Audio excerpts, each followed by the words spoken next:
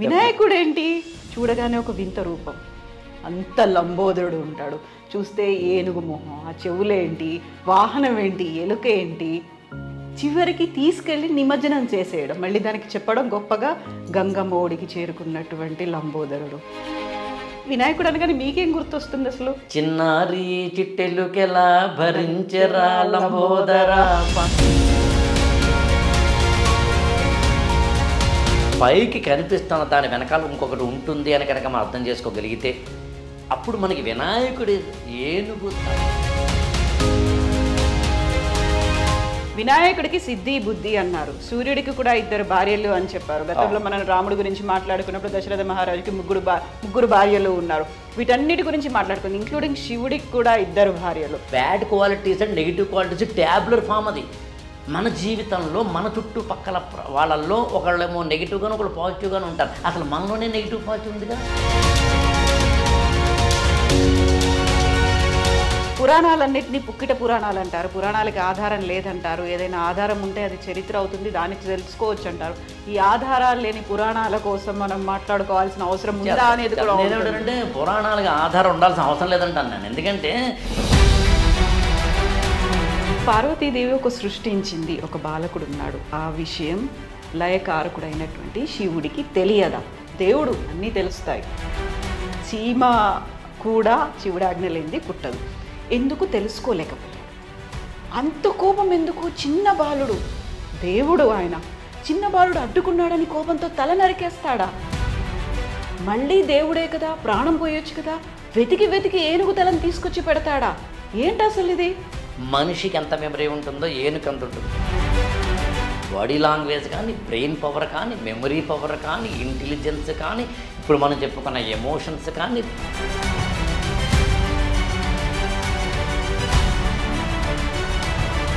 దీనికి నేను అంటే ఎంత ఉందా అండి, వాళ్ళకి ఎంత తెలుసునా అండి, వాళ్ళంతా గొప్పవాళ్ళ అనేదానికి గంటల తరబడి కూర్చొని నేను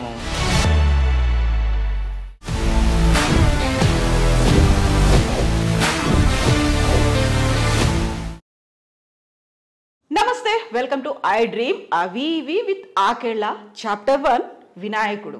ఎస్, వినాయకుడి గురించి మాట్లాడుకోబోతున్నాం. మనతో పాటుగా ఉన్నారు ఆకేళ్ళ రాఘవేంద్ర గారు. రాఘవేంద్ర గారు నమస్కారం. నమస్తే అండి. సో వినాయకుడు, విఘ్నేశ్వరుడు, లంబోదరుడు, ఏకదంతుడు, గజాననుడు, ఇన్ని పేర్లు ఉన్నాయి. అలాగే విశిష్టతలు కూడా ఉన్నాయి, వివాదాలు ఉన్నాయి. వాటన్నిటి గురించి మాట్లాడు. వినాయకుడు ఏంటి చూడగానే ఒక వింత రూపం, అంత లంబోదరుడు ఉంటాడు. చూస్తే ఏనుగు మొహం, ఆ చెవులేంటి, వాహనం ఏంటి, ఎలుక ఏంటి, చివరికి తీసుకెళ్ళి నిమజ్జనం చేసేయడం, మళ్ళీ దానికి చెప్పడం గొప్పగా గంగమ్మ ఒడికి చేరుకున్నటువంటి లంబోదరుడు కదా. ఇవన్నీ ఓకే. అసలు పార్వతి, శివుడు, వినాయకుడు, కార్తికేయుడు, వీళ్ళంతా డిఫరెంట్ సెటప్, అందరూ కలిసి ఒక ఫ్యామిలీ. మళ్ళీ దేవుళ్ళు, వివాదాలు, విమర్శలు కూడా ఉన్నాయి కదా. ఏంటి వినాయకుడు అనగానే మీకేం గుర్తొస్తుంది అసలు?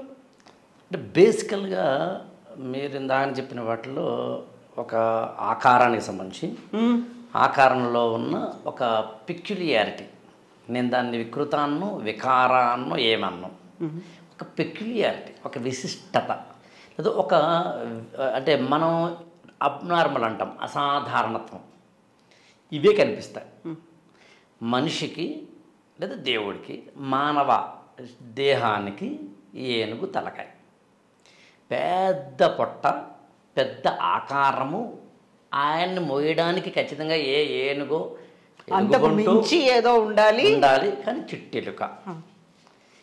ఇలాంటి ఒక ఆకారాన్ని ఏర్పరచడం వెనక పురాణాల్లో కానీ లేకపోతే మన ఇతిహాసాల్లో కానీ మీరు ఏదైనా పేరు చెప్పండి, భారత హైందవ ధర్మం అంటారా, ఆర్ష ధర్మం అంటారా, ఎనీథింగ్ చెప్పండి, వాటిల్లో మూలాలు కనుక మనకు అర్థమైతే, మూలాల్లోంచి కనుక మనం పట్టుకోగలిగితే అప్పుడు అసలైన ఈ మొత్తం మనం మాట్లాడుతున్న ఆకారాల వెనకాల ఉన్న ఈక్వేషన్స్ మనకు అర్థమవుతాయి. నేను మామూలుగా ఏం చెప్తానంటే, ఏదైనా సరే రావణాసుడికి పత్తలకాయల, కృష్ణుడికి 16,000 మంది గోపికల, ద్రౌపదికి 5 భర్తల, రాముడు ఒక ఏకపత్ని వ్రతుడై ఆ భార్యనేమో అడవుల్లో వదిలేసి వచ్చేయడమా, లేదా ఆయన భార్యని ఎవరో ఎత్తుకుపోవడమా, ఆయనకి సేవకుడుగానేమో వానర జాతికి చెందిన హనుమంతుడు ఉండడమా, ఇవన్నీ ఏంటి? చెట్టుని పుట్టని పూజిస్తామని చెప్తుంటారు. జంతువులు, పుట్టలు, పాములు అన్నిటినీ మనం పూజించడాలు, వీటన్నిటి వెనకాల కేవలం పైన చూపించే దృశ్యాన్ని కానీ అర్థాన్ని కానీ తీసుకుంటే మనకి అంతరార్థం అర్థం కాదు. మామూలుగా అలంకార శాస్త్రంలో వాచ్యార్థము, లక్ష్యార్థము, వ్యంగ్యార్థం అని 3 అర్థాలు చెప్తారు ఏ పదానికైనా. వాచ్యార్థం అంటే లెక్సికల్ మీనింగ్, డిక్షనరీలో లేదా డైరెక్ట్గా ఏ మీనింగ్ దొరుకుతుందో ఆ మీనింగ్. లక్ష్యార్థము అంటే ఆ పదానికి ఉన్న అర్థానికి ఉన్న లక్షణాలతోటి కూడిన దేన్నైనా ఆపాదించదగ్గ మీనింగ్. వ్యంగ్యార్థము అంటే ఏంటో ఇంకొంచెం ఆగి చెప్తా. ఈ వ్యంగ్యమే చాలా మందికి కావాల్సిన, ఇప్పుడు వెయిటింగ్ అందరూ ఎదురు చూస్తున్నారు. వినాయకుడు అనగానే వ్యంగ్యము ఒక పర్యాయ పదము, వినాయకుడు అనగానే ఒక వినోదము, ఇవన్నీ ఎందుకు గుర్తొస్తాయి? అందుకని ఏంటంటే వాచ్యార్థము, లక్ష్యార్థము, వ్యంగ్యార్థానికి ఉదాహరణ చెప్తే మీకు అర్థమవుతుంది. ఉదాహరణకి మన్మధుడు అన్నాం అనుకుందాం. మన్మధుడు అన్నప్పుడు మనకి పురాణాల పరంగా చూస్తే రతీదేవి యొక్క భర్త, ఓకే, లేదా సృష్టి కార్యానికి ఒక ట్రిగ్గర్ పాయింట్. అలా కాకుండా అది వాచ్యార్థం అంటే actual definition are the dictionary meaning, lexical meaning అంటాం. అలా కాకుండా ఎవరైనా ఒక అందమైన వ్యక్తి ఏదైనా పెళ్ళిలోనో ఏదైనా పార్టీలోనో కనిపిస్తే అరే మన్మధుడిలో ఉన్నాడురా అంటాం మనం.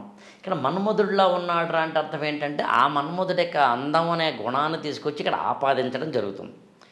దీన్ని లక్ష్యార్థం అంటారు. ఇక్కడ చిన్న మన్మధుడు అంటారు. ఎవరైనా అమ్మాయిని రతీదేవి అన్నారనుకోండి, అది ఇంకో డిఫరెంట్ యాంగిల్కి వెళ్ళిపోతుంది కదా. అంటే వేరే మన్మధుడు ఏమో అందంతోనే ఉంటాం. ఇక్కడ మనం గమనించాల్సిన విషయం ఉంటుంది. అదేంటంటే ఏ పదానికైనా కానీ దానికి మళ్ళీ వాచ్యార్థము, లక్ష్యార్థం, వ్యంగ్యార్థం ఉంటాయి. ఇప్పుడు వినాయకుడు కూడా చెప్పచ్చు. కానీ ఉదాహరణకి మన్మధుడు అన్నప్పుడు లక్ష్యార్థం అంటే మనకి ఏమర్థం అవుతుందంటే ఆ అందం అనే గుణం ఇంకో ఇతని దగ్గర ఉంది కాబట్టి లక్ష్యార్థమైంది. వ్యంగ్యార్థము అంటే సాధారణంగా మనం ఏమనుకుంటామంటే ఎవరైనా కొంచెం అందంగా లేని వ్యక్తికి మన్మధుడు వస్తున్నాడు రా అంటే అతను అందంగా లేడు అనే అర్థాన్ని అందులో ఏమర్చడం. సాధారణంగా వ్యంగ్యార్థం అంటే వెటకారం అనుకుంటారు చాలామంది. కాదు, వ్యంగ్యార్థము అంటే తద్వ్యతిరేకమైంది అని. అందులో ఏముందో, ఏం చెప్పబడిందో, చెప్పబడనిది ఇంకోటి ఏదో ఉంది అని తెలుసుకొని అర్థం. దాని మామూలుగా అయితే ధ్వని అంటారు. మామూలుగా మీకు ఉద్యోగం పురుష లక్షణం అన్నారు. ఉద్యోగం పురుష లక్షణం అంటే మామూలుగా ఇవాళ మీరు నేను కూర్చున్న ఈ టైంలో ఉద్యోగం పురుష లక్షణం అనగానే మనం ఏం చేస్తామంటే జాబు మగాళ్ళు చెయ్యాలి అనుకుంటాం మనం.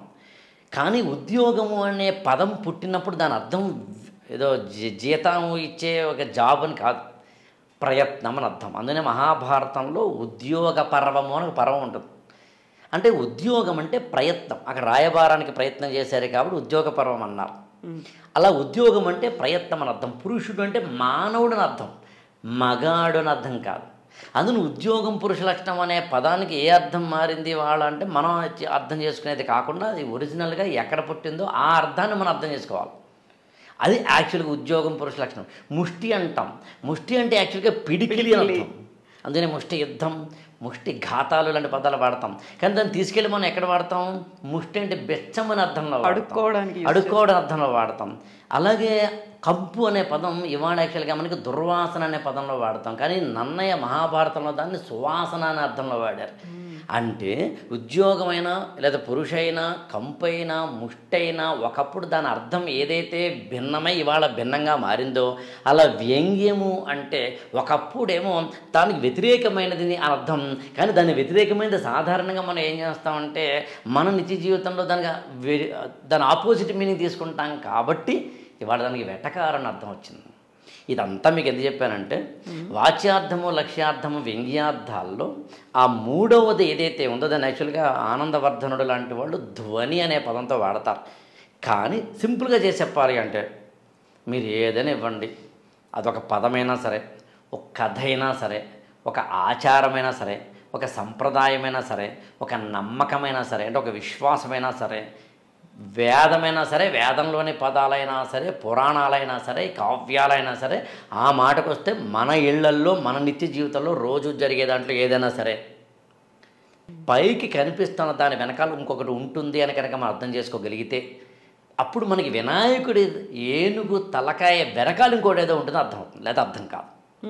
ఎప్పుడైతే మనకి ఈ ఇన్నర్ మీనింగ్ని, అంటే అంతరార్థాన్ని, నిగూఢార్థాన్ని తెలుసుకోవాలి అనే ఒక కంటి చూపు లేకపోతే కళ్ళజోడు లేకపోతే మనకి ఏది అర్థం కాదు. ఇందాక నేను చెప్పినట్టుగా కృష్ణుడికి 16,000 మంది గోపికలు అర్థం కాదు, అది మరొకటి అర్థం కాదు. ఇవాళ మనం వినాయకుడు అనే కాన్సెప్ట్కి కన్ఫైన్ అవుతున్నాం కాబట్టి ఆ ఉదాహరణ తీసుకునే ప్రయత్నం చేస్తాను నేను. కావాలని మన నెక్స్ట్ ఎపిసోడ్లో ఏదైనా వేరు తీసుకునే ప్రయత్నం చేద్దాం. But one thing is sure, I repeat it, మనం కనుక పైకి కనిపిస్తున్న దృశ్యానికి, పై కనిపిస్తున్న కథకి, పై కనిపిస్తున్న పదానికి, పై కనిపిస్తున్న అర్థానికి, పై కనిపిస్తున్న ఆచారానికి, పై కనిపిస్తున్న సంప్రదాయానికి, పై కనిపిస్తున్న విశ్వాసానికి వెనకాలకు వెళ్ళి చూడగలిగితే, ఆ వెనకాలకి వెళ్ళి చూడడం అనేది పురాణాలకే కాదు, కావ్యాలకే కాదు, సినిమాలకి అనువర్తిస్తాం, ఈవెన్ మన నిత్య జీవితంలో కూడా అనువర్తిస్తాం. నేను మీ ఇంటికి వచ్చినప్పుడు మీ ఇల్లు ఎలా నీట్గానో డెకరేటెడ్గానో పెట్టుకున్నారనే దాన్ని బట్టి ఎంత కాదనుకున్నా మీ సైకాలజీ బయటపడుతుంది. ఎంత కాదనుకున్నా మరీ ప్యూర్గా బయటపడుతుందా లేదా అంత కాదు, మీకు తెలియకుండానే మాత్రం బయటపడుతుంది. మీకు చాలా బ్లాక్ అంటే ఇష్టం అనుకుందాం, వైట్ అంటే ఇష్టం అనుకుందాం, రెడ్డిటీకలు బ్లాక్ అండ్ వైట్గా ఏదో అందమైన తయారు చేసుకుంటుంటారు. మీకు పుస్తకాలంటే ఇష్టం అనుకుందాం, ప్రత్యేకంగా కొన్ని పుస్తకాలు పెట్టుకునే ప్రయత్నం చేస్తారు. మీకు ఏదైనా కొన్ని కొండపల్లి బొమ్మలు ఇష్టం అనుకుందాం, అవన్నీ పెట్టే ప్రయత్నం చేస్తారు. మీకు తెలియకుండా జరుగుతుంది అది. ఇదంతా ఎందుకు చెప్తున్నానంటే మన ఆచారాల్లో కూడా, సంప్రదాయాల్లో కూడా, కథల్లో కూడా వినాయకుడి యొక్క శిరస్సుకు సంబంధించిన దాంట్లో కూడా ఈ లోతుకు వెళ్ళి చూడాల్సిందే. ఇప్పుడు ఆ వాచ్యార్థ వ్యంగ్యార్థ ఏవైతే అన్నానో ఇందాకన ఆ లోతుకి వెళ్ళి చూడాల్సిందే. అది చూసే ప్రయత్నం చేయడమే యాక్చువల్గా నేను మీ ముందు కూర్చోడానికి కారణం. మిగతా ఏమీ కావు.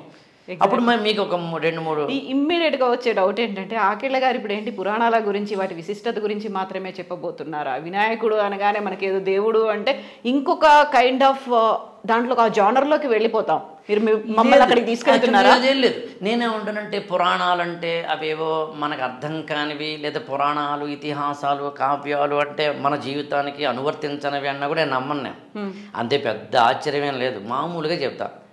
వినాయక చవితి నాడు మనందరం కూర్చునే సమయానికి 8 రోజుల కింద వినాయక చవితి అయింది. 3 రోజుల్లోనేమో నిమజ్జనం ఉంది.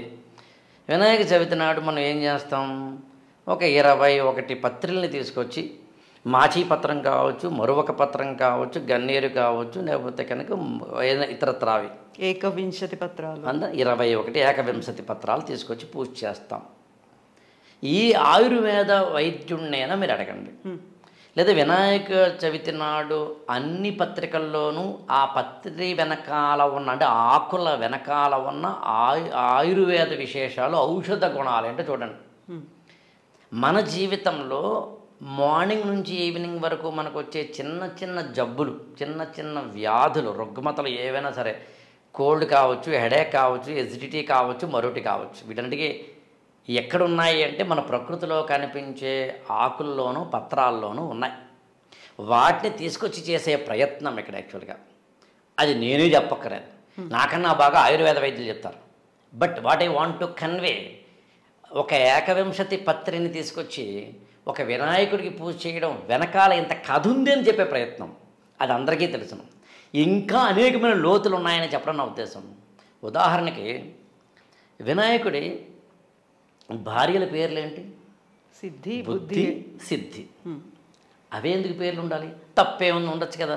మీ అమ్మగారు మీకు కవిత అని పేరు పెట్టారు, తప్పేముంది. మా నాన్నగారు నాకు రాఘవేంద్ర అని పేరు పెట్టారు, తప్పేముంది కదా.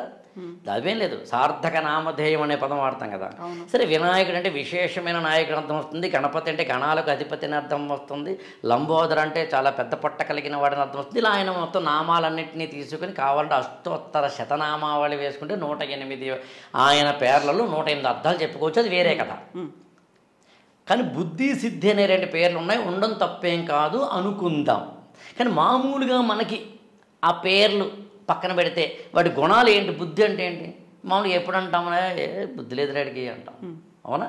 సిద్ధి అంటే ఏంటి? ఏదైనా నువ్వు కష్టపడి సాధించుకున్న దాన్ని సిద్ధి అంటాం. ఫలితం. అంతేనా? ఇప్పుడు వినాయకుడికి సిద్ధి అనే భార్య ద్వారా పుట్టిన కొడుకు పేరని చెప్పగలరా మీరు? చెప్తే ఆశ్చర్యపోతారు మీరు. వినాయకుడికి సిద్ధి అనే భార్య ద్వారా పుట్టిన కొడుకు పేరు, బుద్ధి అనే భార్య ద్వారా కూడా కొడుకు పుడతాడు కదా. ఈ ఇద్దరు పేర్లు చెప్పడానికన్నా ముందు ఇంకోటి చెప్తాను నేను. సూర్యుడి భార్యలు ఇద్దరున్నారు. సూర్య భగవానుడికి పేరు ఛాయ, సంజ్ఞ. ఛాయ అంటే యాక్చువల్ నీడ అని అర్థం. సూర్యుడికి భార్యను నీడని పెట్టడంలోనే సూర్య నీడ అనే రెండింటి యొక్క కాన్సెప్ట్ని చెప్పే ప్రయత్నం ఆనాటి ఋషి చేశారు. ఆనాటి పురాణాల్లో అలా చెప్పారు. అంతే తప్ప ఇక్కడ సూర్యుడు అంటే ఆయన గ్రహమా, నక్షత్రమా, మరి ఏంటి అనే ఈక్వేషన్స్ కాదు అక్కడ. ప్రాచీనమైన మానవుడికి ఆ సూర్యుడిని చూసినప్పుడు సూర్యుడికి సంబంధించిన తన యొక్క మనోభావాలు, తన అవసరాలు తీర్చిన విధానాన్ని బట్టి ఆయన పెట్టిన పేరు. అలాగే మీకు ఇంకో చెప్తే ఆశ్చర్యపోతారు. అగ్ని పురాణంలో కొన్ని పేర్లు ఉంటాయి. అసలు అన్ని పేర్లు పెక్యులర్గా ఉంటాయి. అందులో ఒక పేరు చెప్తాను మీకు. హింస ఒక వ్యక్తి పేరు. హింస. అతని భార్య పేరు చెప్పమంటారా? అధర్మం. వాళ్ళిద్దరికీ పుట్టిన కొడుకు పేరు చెప్పమంటారా? అనృతుడు. కూతురు పేరు అనృతం. అనృతుడు అంటే అబద్ధాలు ఆడేవాడు, అనృతం అంటేనే అబద్ధం ఆడే అమ్మాయి అని అర్థం. హింసకు అధర్మానికి మధ్యన పెళ్లి జరిగితే పుట్టిన పిల్లవాడు అసత్యుడు అని చెప్పడం ద్వారా ప్రాచీనమైన ఋషి వ్యాసుడు కావచ్చు, వాల్మీకి కావచ్చు, కపిలుడు కావచ్చు, గౌతమ మహాముని కావచ్చు, భారద్వాజసుడు కావచ్చు, సూత మహాముని కావచ్చు, ఎవరైనా వాడు చెప్పదలుచుకున్నది ఏంటంటే ఈ పేరుతోటి ఈ గుణాన్ని చెప్పి, ఈ గుణాల వెనకాల వ్యక్తుల ప్రతిబింబాలు చెప్పి, వీటి యొక్క రిజల్ట్స్ ఇలా ఉంటాయని చెప్పే ప్రయత్నం. చందమామను చూపించడానికి వేలినితోటి చూపిస్తాం. చందమామను చూపించడానికి కావాలంటే స్కేల్తో కూడా చూపించవచ్చు. కానీ వేల్ని స్కేల్ని మాత్రమే నువ్వు చూస్తూ ఊరుకున్నావా, చందమామను చూసావా అన్నది పాయింట్. అన్నం మీరు వండారు కడుపు నింపడానికే, కానీ ఆ అన్నమే నిజాన్ని కడుపు నింపడానికే కనుకైతే రోజుకొక రకం లేకపోతే కనుక వెరైటీలు లేకపోతే కనుక కూరలు వండాల్సిన అవసరం లేదు. ఎవ్రీడే ఒకటి వండితే చాలు. అసలు ఏదో ఒకటి తినొచ్చు కదా. కాబట్టి అర్థం వెనకాల అంతరార్థం, అంతరార్థం వెనకాల పరమార్థం ఉంది. వాచ్యార్థం దాటి లక్ష్యార్థం దాటి వ్యంగ్యార్థం. చూడు, వ్యంగ్యం అంటే వెటకారం కాదు, అంతరార్థాన్ని చాలా ఏమంటారు మ్యాగ్నానిమస్గా చూపించేది. ఎక్కడ ఆగాను నేను? బుద్ధి సిద్ధి దగ్గర ఆగి నేను ఎక్కడికి వచ్చాను? హింస అధర్మాల దగ్గరికి వచ్చాను. ఇవి ఎందుకు ఉదాహరణ చూపించాను చెప్తాను మీకు. ఎప్పుడూ కూడా పురాణాలైనా ఇతిహాసాలైనా ఆ మాటకు వస్తే నిత్య జీవితంలో అయినా కానీ ఏదో ఒక ఉదాహరణ చెప్పేసి ఇదొకటి ఆపేస్తే కనుక నా దృష్టిలో అది గొప్ప స్టేట్మెంట్ అవ్వదు. సంపూర్ణంగా ఉండాలి. ఎస్సర్షన్ అండ్ రీజన్ ఇవ్వాలి. స్టేట్మెంట్ ఇచ్చిన తర్వాత లాజిక్ ఇవ్వాలి. ఆ లాజిక్ ఎన్నేనే ఇవ్వగలను.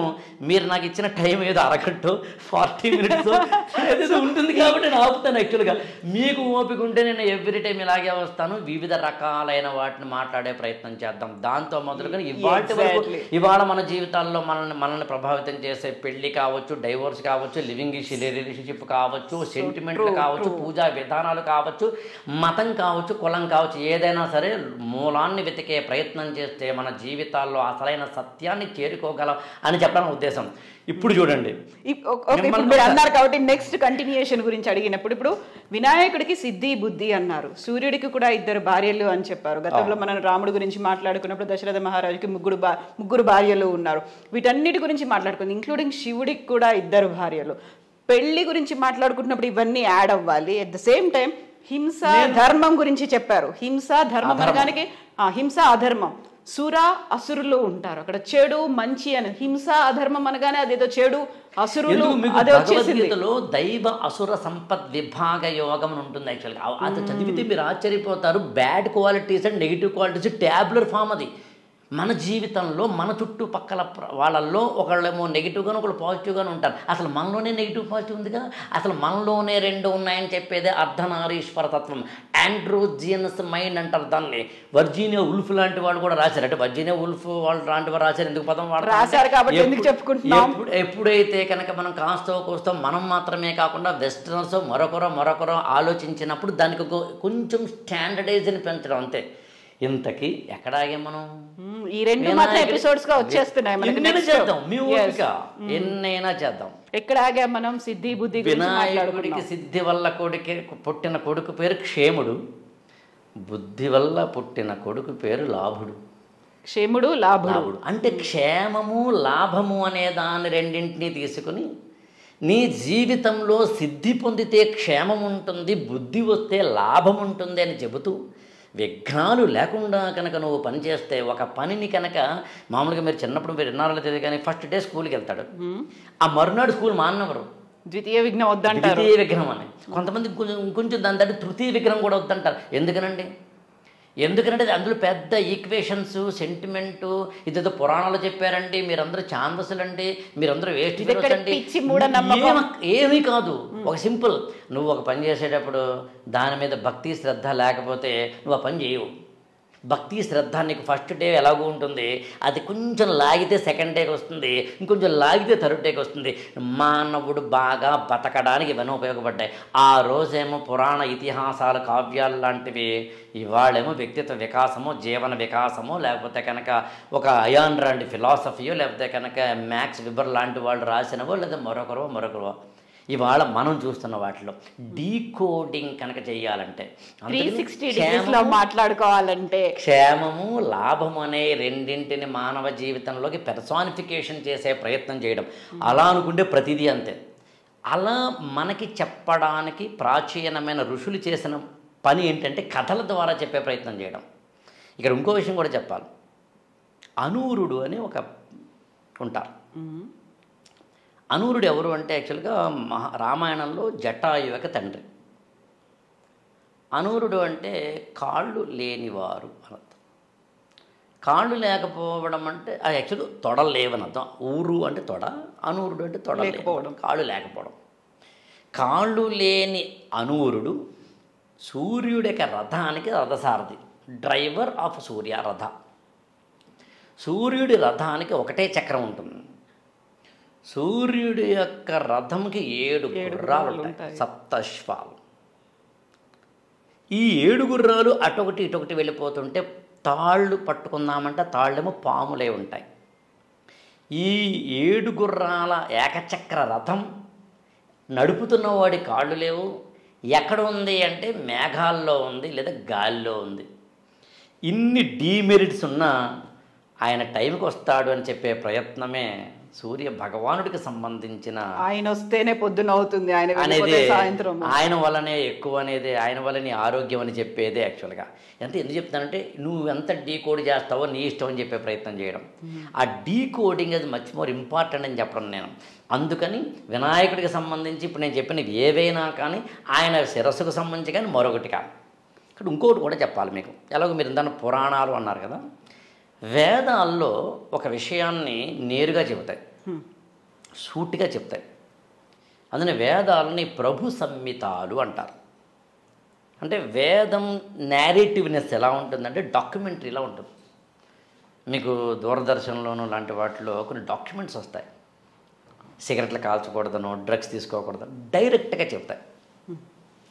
అలా కాకుండా వేదాల్లో చెప్పబడిన ఒక కథని, ఒక పాయింట్ తీసుకొని దానికి ఒక కథ అల్లి, ఒక కథనాన్ని ఏర్పరిచి ఆ కథనాన్ని తీసుకొని మన ముందు పెట్టి ఆ అసలు విషయాన్ని చెప్పే ప్రయత్నం చేయడమే పురాణ ఇతిహాసాలు. దీని పురాణ ఇతిహాసాలు ఎప్పుడూ కూడా, ఇతిహాసాలు అంటే మనకి 2 ఉన్నాయి, రామాయణం, మహాభారతం. పురాణాలు 18 ఉన్నాయి. మీరు 18 పురాణాల్లోనూ ఏముంటుంది అటు ఇటు తిరిగంటే వేదాల్లో చెప్పబడిన ధర్మాన్ని మనందరికీ అర్థమయ్యే భాషలో కొద్దిగా, మనందరికంటే అప్పటి మనందరికీ అయ్యే భాషలో అందులో ఉన్న ఈక్వేషన్స్, అందులో ఉన్న లాజిక్లు, అందులో ఉన్న వాటన్నిటిని కథల రూపంలో, పాత్రల రూపంలో, కథనాల రూపంలో, సూక్తుల రూపంలో చెప్తారు. మీకు అలా 18 పురాణాలు ఉన్నాయి. అందులో పురాణాలను మిత్ర సంహితాలు అంటారు. ఆ పురాణాల్లో ఉన్న ఇంకొంచెం కథను తీసుకుని దాన్ని ఇంకా అందంగా అల్లి చెబితే దాన్ని కావ్యాలు అన్నారు. కాళిదాసు లాంటి వాడు రాసినవి కావ్యాల కిందకు వస్తాయి. అందుకనే కావ్యాలని కాంతా సంహితాలు అన్నారు. ఏసారి ఎప్పుడైనా ఒక ఎపిసోడ్ మన ఇద్దరం చేద్దాము. పురాణాలు ముందు వేదాలు, వేదాల తర్వాత వేదాంగాలు, వేదాంగాల తర్వాత పురాణాలు, పురాణాలతో పాటు ఇతిహాసాలు, ఆ రెండింటి తర్వాత వచ్చిన కావ్యాలు, ఆ తర్వాత వచ్చిన ఉపపురాణాలు, ఔపపురాణాలు, ఉపపురాణాలు, ఔపపురాణాలు, ధర్మశాస్త్రాలు, నీతిశాస్త్రాలు, కామశాస్త్రాలు, అర్థశాస్త్రాలు, వాటి తర్వాత వచ్చిన దర్శనాలు, ఆ తర్వాత వచ్చిన తెలుగు సాహిత్యంలో వచ్చిన అలసాని పెద్దనో లేకపోతే మరొకదైన మనుచరిత్ర లాంటి ప్రబంధాలు, ఇవన్నీ చెప్పే సారం ఒకటే. తెలుగు సినిమాలో స్టోరీ ఒకటే అయినట్టుగా సారం ఒకటే. ఏంటా సారం? Giving best possible life to the human being, అంతే. ఇవాళ మీరు నేను కూడా బెస్ట్ హ్యూమన్ బీయింగ్ అవ్వడానికి, బెస్ట్ హ్యూమన్ లైఫ్ పొందడానికి ట్రై చేస్తాం మనం. బీ గుడ్ డూ గుడ్, అంతే. అంతకుమించి ఇంకేమీ లేదు యాక్చువల్గా. అయితే అలా చేసే ప్రయత్నంలో ఈ పురాణాలు లాంటివి ఏం చేస్తాయంటే కథలు చెప్తాయి. ఇప్పుడు మానవుడు యాక్చువల్ మళ్ళీ వేరే ఎపిసోడ్ చేద్దాం మనం. అదేంటంటే ఎందుకంటే పురాణాలన్నింటినీ పుక్కిట పురాణాలు అంటారు, పురాణాలకి ఆధారం లేదంటారు. ఏదైనా ఆధారం ఉంటే అది చరిత్ర అవుతుంది, దాన్ని తెలుసుకోవచ్చు అంటారు. ఈ ఆధారాలు లేని పురాణాల కోసం మనం మాట్లాడుకోవాల్సిన అవసరం ఉందా అనేది కూడా. నేనేంటంటే పురాణాలకు ఆధారం ఉండాల్సిన అవసరం లేదంటాను నేను. ఎందుకంటే మంచిగా ఆధారం ఏంటి? ఇప్పుడు నువ్వు మంచిగా బతుకని చెప్పాలి నేను. ఏమంటే ఉదాహరణకి మామూలుగా మనకు అర్థమని చెప్తాను. మీ అబ్బాయి 4 ఏళ్ళు అనుకుందాం, 5 ఏళ్ళు 10 ఏళ్ళు అనుకుందాం, పోనీ వాడు రోజు బ్రష్ చేసుకోరా అని చెప్పాలి. మా అమ్మ నేను చేసుకోను అంటాడు అనుకుంది ఉదాహరణకి. బ్రష్ చేసుకోవడం వల్ల లాభాలు ఏంటి అది కావాలంటే మీరు చెప్పండి, ఒక 4-5 చెప్తారు వాడికి. చెప్పిన తర్వాత ఇది ఏ సైన్స్ పుస్తకంలో ఉంది చెప్పు. నా అమ్మ ఏ ఎండి చేసిన జనరల్ ఫిజిషియన్ ఉంటారు కదా, వాళ్ళు చెప్పింది నేను నమ్ముతాను అంటే సరే చెబుదామా చెప్పకూడదు పక్కన పెడదామా. నేనేమంటానంటే మంచికి ఆధారం అక్కర్లేదంటాను, చెడ్డకి ఆధారంతో పని లేదంటాను. చెడ్డ ఎప్పటికైనా జీవితంలో వెళ్ళిపోతుంది. నేను మళ్ళీ చెప్తానండి, సమాజంలోంచి చెడ్డ ఎప్పటికైనా వెళ్ళిపోతుంది. మన కంటికి అప్పటికి చెడ్డలా అనిపిస్తుంది. అది ఐ రిపీట్ ఇట్, మన కంటికి అప్పటికి చెడ్డలా అనిపిస్తుంది. ఎవరు తీసేయట్లేదే అనిపిస్తుంది. There will be a point తీసేస్తారు. There will be a point. మామూలుగా నిమజ్జనాలు జరుగుతాయి, గణపతి నవరాత్రులు జరుపుతారు. గణపతి నవరాత్రుల్ని అనేకమైన మండపాలు పెట్టి జరుపుతారు, అనేక రూపాల్లో పెట్టి జరుపుతారు. ఈ మండపాలను, గణేష ఉత్సవాలను ప్రజలను జాగృతం చేసి ఏకం చేసి ఈ జాతికి సంబంధించిన జీవనాడిని అందించేందుకు, దేశభక్తిని అందించేందుకు, జాతీయతను అందించేందుకు దీన్ని ఉపకరించవచ్చని 1890ల ఆ ప్రాంతంలో బాల గంగాధర్ తిలక్ ఆలోచించి, అందుని ఇవాళ కేవలం తెలుగు నేలలో తెలంగాణలోనూ ఆంధ్రప్రదేశ్లో మాత్రమే లేదుగా, రాజస్థాన్లోనూ ఉంది. అంటే ఆ రాజస్థాన్ పదం ఎందుకు వాడంటే ఎడారి లేదా నీళ్లు లేని ప్రాంతాల్లోనూ చెప్పడం కోసం. ఇంకా వెస్ట్ ఉత్తరప్రదేశ్లో ఉంది, బెంగాల్లో ఉంది, మహారాష్ట్ర అయితే చెప్పనే అక్కర్లేదు, కోనే పరహై. అంటే ఎందుకు చెప్తున్నాను మీకు అంటే జాతిని జాగృతం చేయడానికి ఆ రోజున దీన్ని ఉపకరణంగా వాడారు, ఉద్యమ సాధనంగా వాడుకున్నారు. తర్వాత మీరు ఆశ్చర్యపోతారు, తెలంగాణలో ఆత్మకథల్లో ఆనాటి తెలంగాణలో ఒక బుక్ ఉందండి. బొమ్మన్న గారి బాల శ్రీనివాసమూర్తి అని రాశారు. చాలా మంచి పుస్తకాల్లో పుస్తకం. తెలంగాణ ప్రాంతీయుల్లో పెద్ద వాళ్ళందరూ రాసిన ఆత్మకథల్లో తెలంగాణను ఎలా ప్రతిబింబించారో చెప్పే పుస్తకం అది. ఆత్మకథల్లో ఆనాటి తెలంగాణ. మందుమూల నరసింహారావు లాంటి వారు, లేకపోతే మాడపాటి హనుమంతరావు గారు లాంటి వారు, రావి నారాయణ రెడ్డి గారు లాంటి వారు, మొత్తం అనేక మందికి సంబంధించి ఆ పుస్తకంలో అప్పట్లో 1920లు 10లు ఆ ప్రాంతాల్లో తెలంగాణలో హైదరాబాదు, వరంగల్ లాంటి ప్రాంతాల్లో గణేష్ ఉత్సవాలు ఎలా జరిగాయో రాశారు అందులో. అంటే ఇవాళ గణపతి మండపాలని మనము కేవలము ఇవాల్టిగా చూడడానికి లేదు, అది చూడకూడదు. అది దాని వెనకాల ఒక దేశభక్తి ఉంది, దాని వెనకాల ఒక సామాజిక శక్తి ఉంది, దాని వెనకాల ఒక ధర్మం ఉంది, దాని వెనకాల ఒక ఏకీకృతం చేసే నిబిడీకృతమైన అత్యున్నతమైన శక్తి ఉంది. రిలీజియన్ మాత్రమే కాదు, లాంగ్వేజ్ మాత్రమే కాదు. మన English not only but also అంటారు, అలాగా ఇట్ ఈస్ ఆల్సో రిలీజియన్ మాత్రమే. సరే మళ్ళీ మీరు రిలీజియన్ అనే పదం వాడారు కాబట్టి మళ్ళీ వేరే రిలీజియన్ అంటే ఏంటి, స్పిరిచువాలిటీ అంటే డిస్కస్ చేద్దాం, అది వేరే కదా. But what I want to convey, నాకు ఇప్పటికీ అంటే మండపాలు మీరు ఆశ్చర్యపోతారు. నాకు ఒక మా ఏరియాకి చెందిన ఒక అబ్బాయి ఈ మండపాలు పెట్టడానికి ఒక 1 వీక్ ముందు మొత్తం అన్ని అంటే అక్కడ ఎక్కడైతే వాళ్ళు ఇంట్లో వాళ్ళ వీధిలో పెడతారో పెద్ద మండపం పెడతారు కదా, మొత్తం అంతా తిరుగుతారండి. దాదాపు 7-8 వీధులు తిరుగుతాడు అతను. ఎవరెవరు ఎక్కడ పెడతారో కనుక్కుంటాడు. ఆల్రెడీ తెలుస్తుంది కదా వాడికి, గత 10 ఏళ్లలో పెడుతుంటారు కాబట్టి.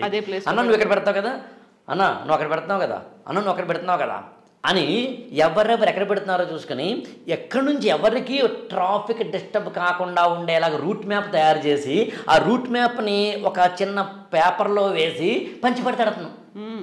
తన ఇంటి ముందు పెట్టే ఒక వినాయకుడికి సంబంధించినది తన ఇంటికి ముందు వెళ్ళే కార్లకో 2 వీలర్లకో ఇబ్బందులు కలుగుతున్న మాట కొంతవరకు నిజమే అయినా టోటల్గా అందరికీ ఎక్కడా ఇబ్బంది కలగకుండా ఉండేందుకు మొత్తం అందరినీ సంయోగపరిచి చేస్తాడు 11 రోజుల మాట. మరి అటువంటిప్పుడు అంటే ఏంటి, ఒక వ్యక్తి మండపాల విషయంలో సామాజిక బాధ్యతను కూడా ఏర్పరిచాడుగా. అతను అడిగాను ఒకసారి, నేను ఎందుకు చేస్తాడంటే దాదాపు సారి 7-8 ఏళ్ల కిందట మా అమ్మగారికి హార్ట్కి స్ట్రోక్ వస్తే అర్ధరాత్రి పూట వెళ్దామంటే అంబులెన్స్ రావడానికి ఒక మండపం అడ్డుపడిందండి, అందుకని నేను అప్పటి నుంచి ఇలా చేస్తానండి. అప్పుడు మా అమ్మగారిని ఏదో ఎత్తుకుని మండపాన్ని దాటి అంబులెన్స్ తీసుకెళ్ళాం. బట్ కొంచెం బాధ వేసింది, బట్ గాడ్స్ గ్రేస్ బతికేరండి అని. అక్కడ అతను కూడా అన్నమాట, అది ప్రతి ఏడాది వినాయకుడు ఎందుకు పెడతాం మేమంటే నమ్మకం. ఆ వినాయకుడు నాకు విఘ్నాలన్నీ తొలగిస్తాడని నమ్మకం. ఆ దేవదేవుడు నా ఇంటిలో నాకు బుద్ధిని సిద్ధిని ఇస్తాడని నమ్మకం. లాభక్షేమాలను పుత్రులుగా ఇస్తాడని నమ్మకం. నేను ఏమంటానంటే భగవంతుడిలో శక్తి ఉందో లేదో నాకు తెలియదు, కానీ నమ్మకంలో శక్తి ఉంది. అందుకు నువ్వు వినాయక మండపాన్ని దగ్గరికి వెళ్ళినప్పుడు అక్కడ ఎన్నైనా సరే నువ్వు ఉన్నవి పక్కన పెట్టి ఒక అనుక్షణం అరక్షణమైనా సరే ఆ వినాయకుడి మీద మాత్రమే దృష్టి పెట్టి నీ మొత్తం లోపల ఉన్న నిబిడీకృతమైన నిద్రాణమైన శక్తిని జాగృతపరుచుకొని ఒక అరక్షణం ఈయన నాకు విఘ్నాలు పోగొడతాడు అనుకో, పోగొడి తీరుతాడు. నమ్మకం నీలో ఉంది, నువ్వు నమ్ముతున్న దేవుళ్ళో ఉంది, నువ్వు నమ్మాల్సిన ఆచారంలో ఉంది. ఈ ఆచారాలు సంప్రదాయాలు ఇలా చూడమని చెప్పడంలో ఉంది తప్ప మరొకటి కాదు. సో అందుకని నేనేం చెప్పదలుచున్నాను మీకు ఒక్క మాటలో అంటే, మనకి పురాణాలు ఏవైతే ఉన్నాయో అవి కథన రూపంలో చెప్తాయి. ఇప్పుడు కథన రూపంలో చెప్తాయి కాబట్టి మళ్ళీ మీరు టాపిక్ వినాయకుడు అన్నారు కాబట్టి దానికి కన్ఫైన్ అవ్వాలి. కాబట్టి నేను వినాయకుడికి సంబంధించి ఇప్పుడు డబ్బు అనగానే మనకు ఒక లక్ష్మీదేవి దేవుడిగా పెట్టుకున్నాం. చదువు అనగానే సరస్వతీదేవి, చదువులంటే సరస్వతి, శక్తి అంటే పార్వతి, సృష్టి అంటే బ్రహ్మ, స్థితి అంటే విష్ణుమూర్తి, లయకారుడు అంటే శివుడు. ఇట్లా మీరు దేవతలందరూ దేవుళ్ళందరూ ఏదో ఒక గుణానికి ఒక ఎనర్జీకి ఉపయోగపడుతుంది. నన్ను ఏమంటారంటే టెంపుల్ అంటే ఏంటి, సింపుల్గా ఈక్వేషన్ చెప్పండి అని ఒకసారి నన్ను ఎవరు అడిగారు ఏదో ఒక సభలో. ఏం లేదు, మొత్తం ప్రపంచంలో ద మోస్ట్ నెగిటివ్ ఎనర్జీని కలిగింది ఏదైనా ఉందంటే అది హాస్పిటల్.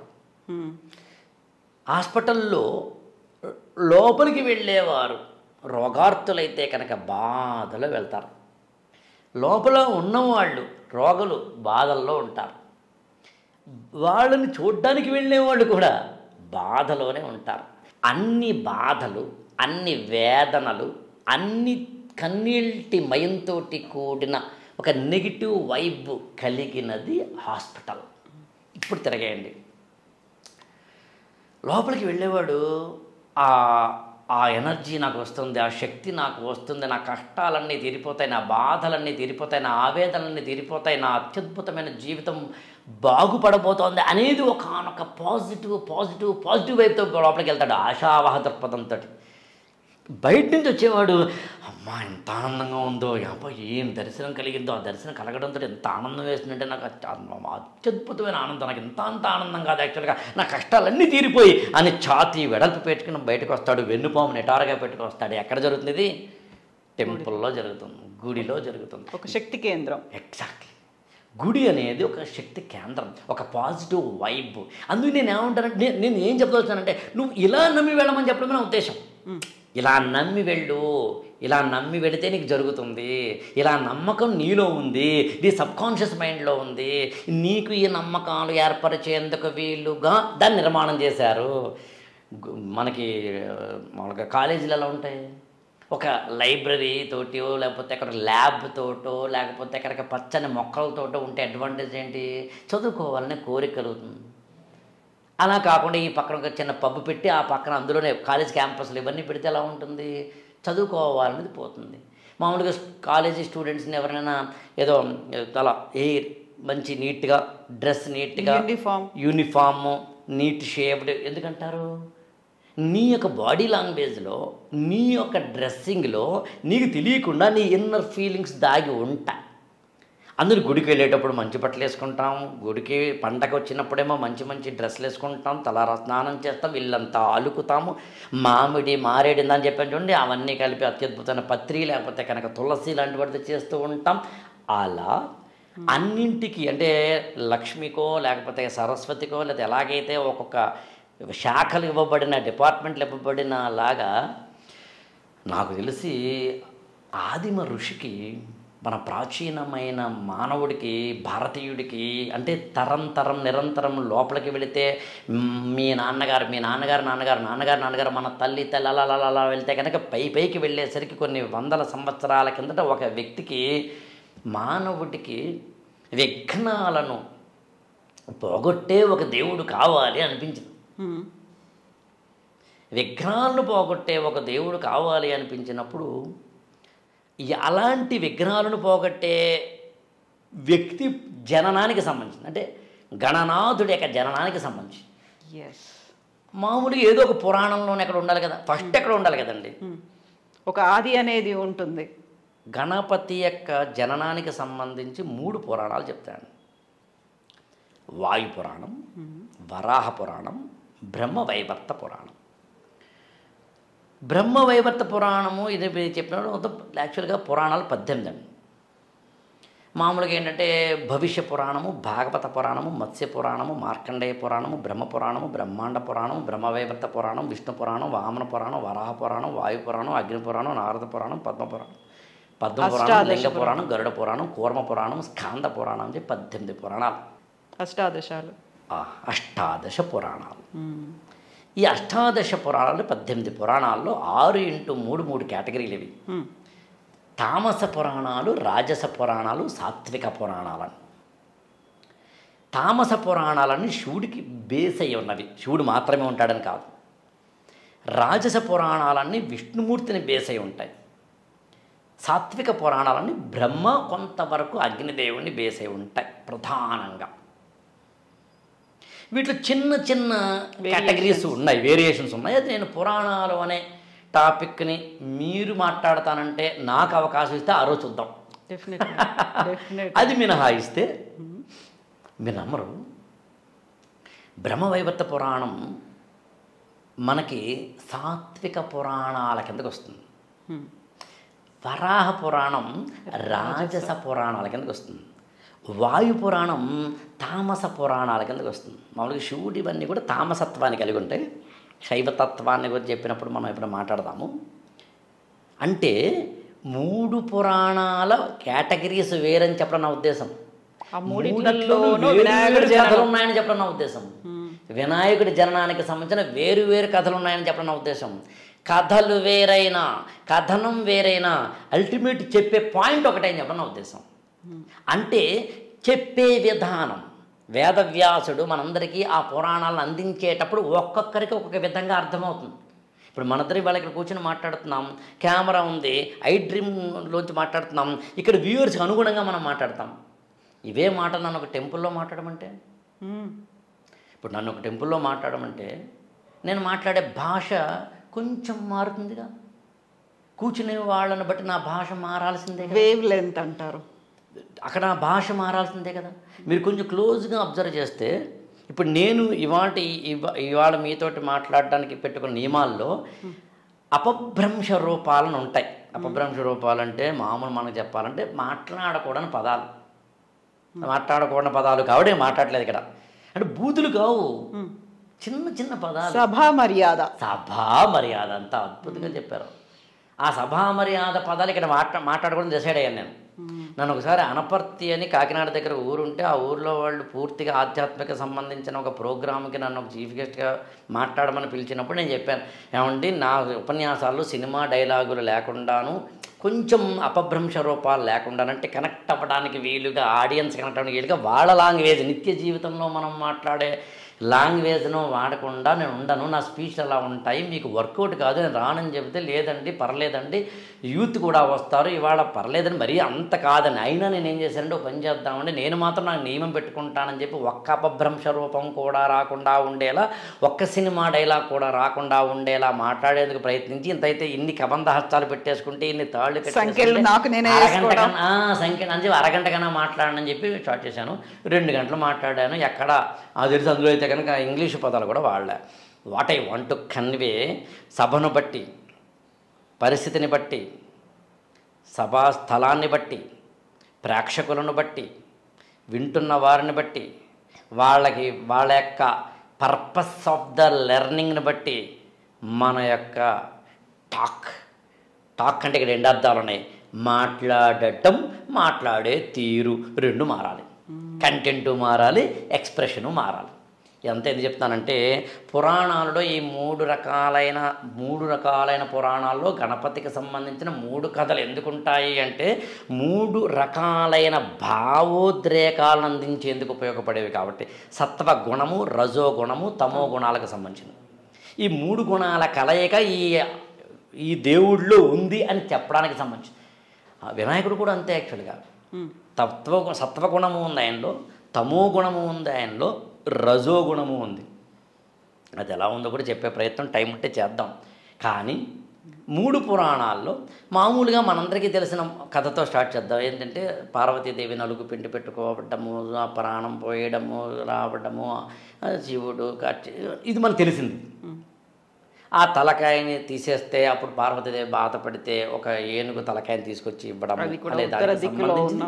ఒక్క మాటలో చెప్పాలంటే శివుడు తన కొడుకు యొక్క తలను నరికి ఏనుగు తల పెట్టడం అనేది వాయు పురాణంలో ఉన్న కథ. అదే మీ కనుక ఒక్కసారి బ్రహ్మవైవర్త పురాణంలోకి వెళితే బ్రహ్మ విష్ణు మహేశ్వరులు 3 మానవాళ్ళకి గణాధిపతుడి అంటే విఘ్నాలు లేని ఒక మనిషి జీవితం ఉండాలన్న ఉద్దేశంతో ఒక దేవుణ్ణి, గణనాయకుణ్ణి, విఘ్నాధిపతిని ఏర్పరిస్తే బాగుంటుంది అనుకున్నప్పుడు పార్వతీదేవి కడుపున పుట్టిన పుత్రుడే ఈ గణాధిపతి, ఈ విఘ్ననాయకుడు అవుతారు. కానీ శనీశ్వరుడు వచ్చి ఆ వినాయకుడిని చూడటం వల్ల, ఆ శనీశ్వరుడి దృష్టి వల్ల ఆ వినాయకుడికి తలకాయ తెగిపోతే అప్పుడు శివుడు కాదు, శ్రీహరి అంటే విష్ణుమూర్తి పుష్పభద్రా నదీ తీరానికి వెళ్ళి ఏనుగు తలకాయని తెచ్చి ఈ శిశువుకి పెట్టడం జరిగింది అని మనకి బ్రహ్మవైవర్త పురాణంలో ఉంటుంది. ఇక్కడ శనిని చేసేసారు. ఇక్కడ శని. అలా కాకుండా వాయు పురాణం ఇది కాకుండా ఇంకో వరాహ పురాణంలో శివపార్వతులు తమకి పిల్లలు పుడితే బాగుంటుంది అనుకున్నప్పుడు శివుడు ఆకాశం కేసి చూస్తే ఆకాశం ఒక పుత్రుడి రూపాన్ని తలుచుకొని వీళ్ళింట్లో పుడితే అప్పుడు ఆ ఆకాశమే పుత్రుడిగా జన్మించాడు. ఆయనే విఘ్నాధిపతి. ఇతను చాలా అందంగా అత్యద్భుతంగా పుట్టినప్పుడు చాలా బాగుంటే అందరూ చూసి భలే ఉన్నాడు అంటుంటే శివుడికి అనిపించిందట ఇతనికి ఎక్కువ దిష్టి తగులుతుందేమో అని అతనికి ఒక తలకాయ ఏమో తీసేసి ఏనుగు తలకాయ రావాలని, బాణపట్ట రావాలని ఇట్లాంటివి ఇచ్చారు అని. మీరు గమనించండి, వాయు పురాణమైన, వరాహ పురాణమైన, బ్రహ్మవైవర్త పురాణమైన ఈ 3 పురాణాల్లోనూ కథ వేరు, కథనం వేరు, పాత్రలు అటు ఇటు జరిగాయి. కానీ కంటెంట్ ఒకటే చూడండి. ఎండ్ పాయింట్ ఏంటండి? పిల్లవాడు పుట్టడము, శిరోఖండనం జరగడము, ఏనుగు శిరస్సుని పెట్టడము, ఆకారం ఇందాకని మీరు అన్నట్టుగా కొంచెం టిపికల్గా కనిపించడం, నేను వింతాను, వికృతాన్ని, వికారాన్ని ఆసక్తి గొలిపేలా అంటాను నేను. I'm very much clear about my language. ఎందుకంటే నేను ఎందుకు అలా చెప్పదలుచుకున్నానంటే ఆకారాన్ని, వికారం మనం ఎలా అనగలం, వికృతను ఎలా అనగలం? నాకు ఏదో I think if I'm not wrong ఒక నవలలో ఒక లైన్ ఉంటుందండి. రాముడు ఏం అందంగా ఉన్నాడని సీత పెళ్లి చేసుకుంది అంటూ ఎవరి కళ్ళతోటి చూస్తే వారు కదా అందంగా కనిపిస్తారని ఉంటుంది. అలా అందం అనేది అక్కడ లేదు, వస్తువులో లేదు, దృష్టిలో ఉంది. అలా నాకు వినాయకుడికి చూస్తే ఏమనిపిస్తుందంటే ఈయనతోటి కనుక నేను ఒక 2 నిమిషాల పాటు కూర్చుంటే నాకు బుద్ధి సిద్ధి రాగలిగితే, నాకు లాభము క్షేమము నా ఇంట చేరగలిగితే, నా ఇంట విఘ్నాలు లేని ఒక తత్వం నా ఇంట్లోకి, నా శక్తిలోకి, నా బాడీలోకి నా మేధస్సులోకి రాగలిగితే ఇది కదా నేను వినాయకుడిని పూజ చేయడానికి గల కారణాలు అవ్వాలి. అంతేకాని దూరవాక్యం పూజయామి, మాజీపత్రం పూజయామి, లంబోదరాయణ కాదు కదా. నువ్వు కాన్సన్ట్రేషన్ పూజ మీద చేయకుండా ఆ పూజ చేయడం వల్ల ఏ శక్తితో కలుగుతుందో నాకు అర్థం చేసుకోకపోతే ఉపయోగం ఏముంది? అది సామాన్యుడు మొదలుకొని అందరికీ అర్థమయ్యేందుకే గణపతి నవరాత్రులు, అందుకే ఉత్సవాలు, అందుకే మండపాలు, అందుకే సామాన్యులు అక్కడికి వెళ్ళి అత్యున్నతంగా కోలాహలాలు వాటిని తీసుకెళ్ళి అందులో దాదాపు 9-10 రోజుల పాటు ఏకవింశతి పత్రాలతోటి ఆ మట్టి గణపనాథుడిని కలవడం ద్వారా అందులో అన్నీ ఒక విధంగా ఎరువులా తయారైతే వాటిని తీసుకెళ్ళి మళ్ళీ నీళ్లలో వేస్తే శ్రావణ భాద్రపదాలు అనేవి ఈ దేశంలో అత్యున్నతమైన, సింపుల్గా చెప్పాలి అంటే వర్ష ఋతువులు కాబట్టి ఋతువుల రాణి వసంతకాలం మంత్రకవాటం తెరుచుకొని కంచు వృషభం అగ్నిశ్వాసం కక్కే గ్రీష్మం కదలాడి ఏళ్ళు వీళ్ళు బయళ్ళు ఏకం చేసే వర్షాకాలం కంచు శ్రీశ్రీ మహాప్రస్థానం అంటాడు. ఏళ్ళు ఊళ్ళు బీళ్ళు బయళ్ళు ఏకం చేసే వర్షాకాలం.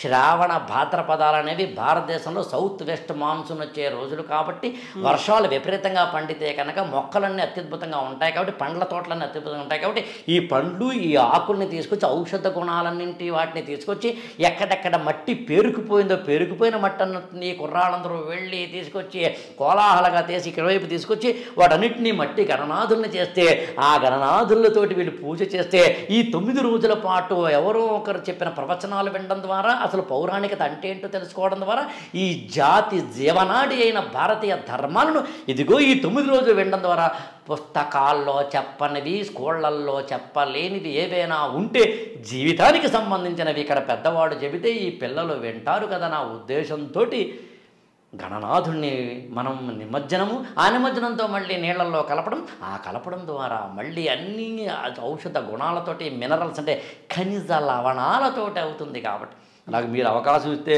ఏ పత్రిలో ఏ ఔషధ గుణం ఉంటే ఏ ఖనిజాలు ఉన్నాయో కూడా నా దగ్గర లిస్ట్ ఉంది. కానీ నాకన్నా అది ఆయుర్వేద వైద్యులు లాంటి వాడు చెప్పడం ధర్మం, లేదా ఏ అగ్రికల్చర్ యూనివర్సిటీ లాంటి వాడు చెప్పడం అర్థం. నేను వాళ్ళ దగ్గర నేర్చుకుని తీసుకున్న టేబుల్స్ అవి. ఇంతకీ ఇదంతా కలిపి ఏం చెప్తున్నానంటే, ఎవరైతే ఈ జాతికి విఘ్నాలను పోగొట్టతాడనే నమ్మకం కలగాలో, తెలుగు సినిమాల్లో చూడండి హీరో బక్కగా పలచగా ఉండడు, 10 మంది వస్తే అమ్మో అని భయపడడు. ఆ భయపడేదైతే సామాన్యుడు కూర్చొని టిక్కెట్ కొని కూర్చున్న ప్రేక్షకుడుగా ఆ భయపడేవాడే కదా. నాకన్నా మ్యాగ్నానిమస్గా ఉండాలి కదా కోరుకుంటాను నేను. హీరో అంటే వాడే కదా. చంటి పిల్లాడు హీరో ఎవరు?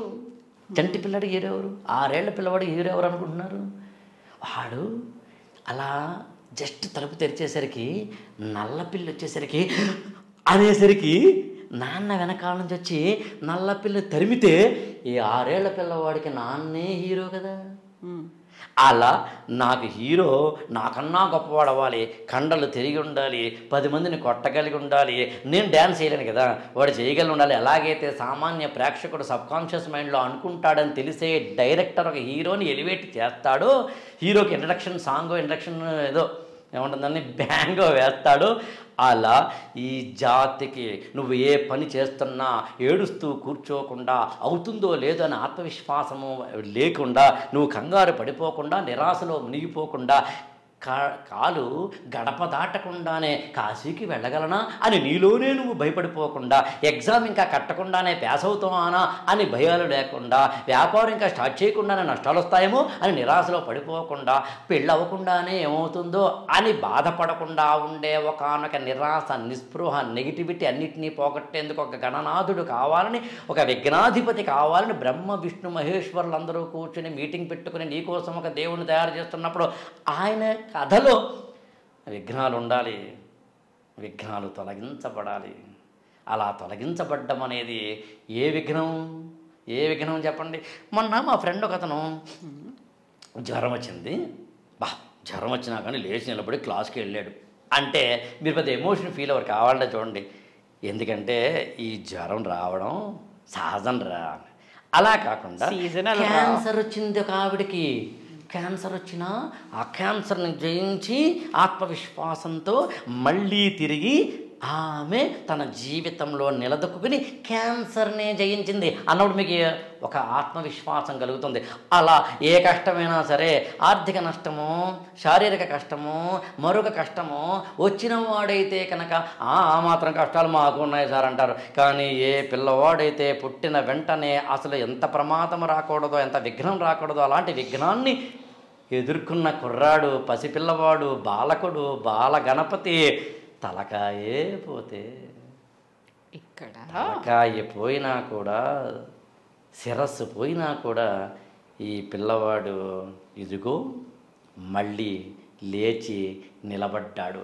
ప్రకృతి నిలబెట్టిందా, అతనే నిలబడ్డా, మరొకరు నిలబడ్డా, అది వేరే కదా. మొత్తం మీద మాత్రం నిలబడ్డాడు. అంటే విఘ్నాలను పుట్టుకతోటే ఎదుర్కొని మన ముందు నిలబడ్డాడు. పొట్టేమో ఎక్కువ, ఎలకేమో చిన్నది, తలకాయ ఏమో పోయింది, పోయిన తలకాయకేమో ఏనుగు తలకాయ వచ్చింది. ఇన్ని వచ్చినా కూడా ఈ పిల్లవాడు ఇదిగో ఇతను మామూలు వాడు కాదు, విఘ్నాధిపతి, చదువులకు నిలయం. కేవలం ఆయన్ని విఘ్నాలకు అధిపతి మాత్రమే చెప్పరండి, మొల్ల రామాయణంలో రాసిన ఇతను చదువులకు నిలయం అని. కాబట్టి చదువుల తండ్రి అంత అందునే మీకు వినాయక చవితి నాడు మనం పుస్తకాలు పెడతాం, పెన్నులు పెడతాం, ఇది పూజ దగ్గర. అందుకని ఒక మాట చెప్పాలంటే వినాయకుడు చదువులకు తండ్రి, సంస్కారాలకి నిలయం, ఇవన్నీ నీకు అందించేందుకు నిలబడ్డవాడు. అలాంటి వాడు ఒక ఆసక్తికరంగా ఉండడం ద్వారా ఇంతటి వాడు కూడా, ఇంతటి బాణపట్ట, ఇంతటి ఇది ఉన్నవాడు కూడా అత్యున్నతంగా, అత్యద్భుతంగా అనేక మంది రాక్షసుల్ని, కుంభోదరుడు లాంటి రాక్షసుల్ని మట్టు పెట్టినవాడు, దాదాపు 12 మంది రాక్షసుల మీద యుద్ధం చేసి గెలుపొందినవాడు. కాబట్టి నీ యొక్క ఫిజికల్ బాడీని బట్టో, నీకు వచ్చిన కష్టాన్ని బట్టో, నీకు ఎదురైన విఘ్నాన్ని బట్టో కాదురా, ఆత్మశక్తి ఉంటే ప్రకృతి కూడా నీకు సహకరిస్తుందని చెప్పే ఒకానొక కథని నా యొక్క ప్రాచీనమైన ఋషి ఇవ్వాలనుకున్నాడు. ఇవ్వడానికి తామసులకు, రాజసులకు, సాత్వికులకు ముగ్గురికి అర్థమయ్యే 3 నేరేటివ్స్ ఇవ్వాలనుకున్నాడు. మనం చూడండి, తెలుగు సినిమా డైరెక్టర్లు ఏం చేస్తారంటే హీరోని బట్టి కాస్త నేరేషన్ మారుస్తారు, ప్రొడ్యూసర్ని బట్టి నేరేషన్ మారుస్తారు, ఓటీటీని బట్టి నేరేషన్ మారుస్తారు. ఇక్కడ కూడా అలా చేశారని, కానీ నా ప్రాచీనమైన ఋషులు అంత గొప్పవాళ్ళని, నువ్వు బాగా బతకడానికి వాళ్ళు తమ జీవితాలను అంకితం చేశారని, తమ జీవితంలో ఉన్న సారాన్నంతటినీ పుస్తకాలు చదవడం ద్వారా మీకు ఇచ్చారని, వాళ్ళని జస్ట్ తాలిబాన్తో పోల్చకూడదని, వాళ్ళని జస్ట్ పైపైన అర్థాలతోటి ఉండకూడదని నేను చేతులెత్తి వినమ్రంగా విజ్ఞప్తి చేస్తున్నాను. అంతేగాని మా వాడు చాలా గొప్ప అని అహంకారంగా చెప్పట్లేదు. ఎందుకంటే నీ మనసు నేను మార్చాలి అనుకున్నప్పుడు నేను వినమ్రంగానే చెప్పాలి. నా జాతి గుండెల్లో ఉన్న ధ్వనిని ప్రతిధ్వనింపచేయాలి నీ గుండెల్లో అన్నప్పుడు నేను చాలా సాత్వికంగా చెప్పాలి. నా భాష చాలా మార్దవంగా ఉండాలి. నేను నీకు చాలా అందంగా చెప్పగలగాలి. నా హృదయంలో ఆర్ద్రత, నా గుండెల్లో ఒక చిన్న ఆసక్తి, తపన, కృషి నీ ముందు పెట్టగలగాలి. ఒకరోజు నువ్వు మారకపోవచ్చు, 2 రోజులు నువ్వు మారకపోవచ్చు, ఏదో ఒక రోజు మాత్రం ఇందులో ఏదో ఉంది అని అనుకునే ఒక రోజు వస్తుంది. కాబట్టి అందుకని నేను మళ్ళీ చెప్తున్నాను, మీరు ఏదైనా చెప్పండి, ఎన్ని రోజులను కూర్చోబెట్టండి. ఓ రోజు వినాయకుడి మీద చెప్పమనండి, ఓ రోజు కృష్ణుడి మీద చెప్పమనండి, ఓ రోజు రాముడి మీద చెప్పమనండి, ఓ రోజు భరతుడి మీద చెప్పమనండి, ఓ రోజు అర్జునుడి మీద చెప్పమనండి, ఓ రోజు ద్రౌపది మీద చెప్పమనండి, ఓ రోజు అగ్ని పురాణం మీద చెప్పమనండి, ఓ రోజు విష్ణు పురాణమే చెప్పమనండి. అసలు పురాణాలు ఎన్నో చెప్పమనండి. దర్శనాలు సాంఖ్యం కావచ్చు, యోగం కావచ్చు, వైశేషికం కావచ్చు, పూర్వమీమాంస కావచ్చు, ఉత్తరమీమాంస కావచ్చు, ఏటో చెప్పదాం. లేకపోతే అల్లసాని పెద్దన మను చరిత్రలో స్వారోశేష మను సంభవం గురించి చెప్తున్నప్పుడు ఎందుకు ఒక్క మాటలో చెబుతాను, ఎందుకు మను చరిత్ర రాసినప్పుడు ప్రబంధాలలో ఏముంటుంది అన్నప్పుడు ఆశ్చర్యపోతారు. చెబితే మీరు పెద్దగా ఏం చెప్పడం. ప్రవరుడు అనే ఒక ఆయన పెళ్ళైన వాడు వెళతాడు. పెళ్ళైన వాడు వెళ్ళినప్పుడు వరుదునని అమ్మాయి అతను ప్రేమిస్తుంది. నేను ప్రేమిస్తున్నాను అంటే నాకు ఆల్రెడీ పెళ్ళయింది, నన్ను ముట్టుకోకు అంటాడు. ఇది కథ యాక్చువల్గా. తర్వాత ఏముందో మనం ఆ ప్రబంధం చెప్పుకునే రోజు వచ్చినప్పుడు చెప్పుకుందాం. కానీ పాయింట్ ఏంటంటే, ఎందుకు అల్లసాని పెద్దన మను చరిత్రలో ఆ ఒక పరస్త్రీ దాని గురించి చెప్పాడు అంటే, ఆ రోజుల్లో కృష్ణదేవరాయల వారి కాలంలో బహుభార్యత్వం ఎక్కువగా ఉంది. ఆ రోజుల్లో వేశ్యా వృత్తి ఎక్కువగా ఉంది. కృష్ణదేవరాయల వారి యొక్క రాజధాని అయిన విద్యానగర రాచవీధుల్లో ఉండే ఒక వేశ్యల యొక్క సమూహంలోంచి వచ్చిన ట్యాక్సేషన్లోంచి ఆయన మొత్తం రాజ్యాన్ని నడిపాడు, కనీసం ఆ రోజుల్లో ఉన్న సైన్యాన్ని నడిపాడు అంటే ఆశ్చర్యం వేస్తుంది. అందుకని అది ప్రబంధమైన, కావ్యమైన, ఇతిహాసమైన, పురాణమైన, వేదమైన, మరొకటైనా ఆ మాటకు వస్తే ఇవాళ జువాలజీ అయినా, బయాలజీ అయినా, ఫిజిక్స్ అయినా, ఏదైనా మన జీవితాలకు ఉపయోగపడేదే. ప్రకృతిని చూడడం అనేది జరిగితే, ప్రకృతితో మమేకమైతే, ప్రకృతిని నువ్వు కాపాడుకుంటే నిన్ను కాపాడుతుంది. ఎస్, ఇక్కడ మీకు డౌట్ రావాలి. ఇక్కడ చాలా చాలా డౌట్లు వచ్చాయి. అందులో పర్టికులర్గా ఒక మూడు క్వశ్చన్స్. పార్వతీదేవి నలుగు పిండితో వినాయకుల్ని సృష్టిస్తుంది. శివుడు వచ్చాడు, అడ్డుకున్నాడని చెప్పి నరికేశాడు, ఏనుగు తలను తీసుకొచ్చాడు. అసలు పార్వతీదేవి ఒక సృష్టించింది, ఒక బాలకుడు ఉన్నాడు, ఆ విషయం లయకారకుడైనటువంటి శివుడికి తెలియదా? దేవుడు అన్నీ తెలుస్తాయి, చీమ కూడా శివుడి ఆజ్ఞ లేనిది కుట్టదు. ఎందుకు తెలుసుకోలేకపోయాడు? అంత కోపం ఎందుకు? చిన్న బాలుడు, దేవుడు ఆయన, చిన్న బాలుడు అడ్డుకున్నాడని కోపంతో తల నరికేస్తాడా? ఎవరైనా అవ్వచ్చు. మూడవది, నరికేశాడు, మళ్ళీ దేవుడే కదా, ప్రాణం పోయొచ్చు కదా, వెతికి ఏనుగు తలను తీసుకొచ్చి పెడతాడా? ఏంటి అసలు ఇది? దీని వెనకాల లాజిక్ ఉందా? నేను యాక్చువల్గా మీరు అడిగిన వాటిలో మూడవ దానికి ఇప్పుడు చెప్పగలను.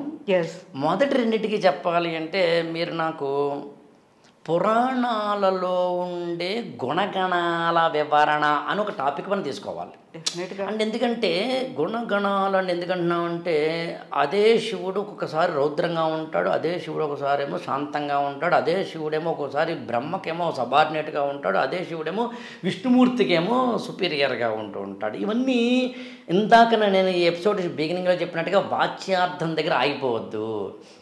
దాని యొక్క లెక్సికల్ మీనింగ్ కాకుండా ఇన్నర్ మీనింగ్, అది ఓ మర్మం ఏంటి, ఇక్కడ నేను అన్నీ చెప్పడం ఇక్కడ సాధ్యం కాదు. చెప్పాలంటే నేను మళ్ళీ చెప్పాను కదా గుణగణాలు పెట్టుకో తప్పదు డెఫినెట్గా. కానీ ఏనుగు తలకాయ ఎందుకు చెప్తాను. ఏనుగు తలకాయని ఎందుకు పెట్టాలి మళ్ళీ చెప్పడానికి నేను ఏం చేస్తానంటే, ప్రకృతితోటి మనిషికి ఉన్న మమేకత్వం తెలుసుకుంటే అర్థమవుతుంది.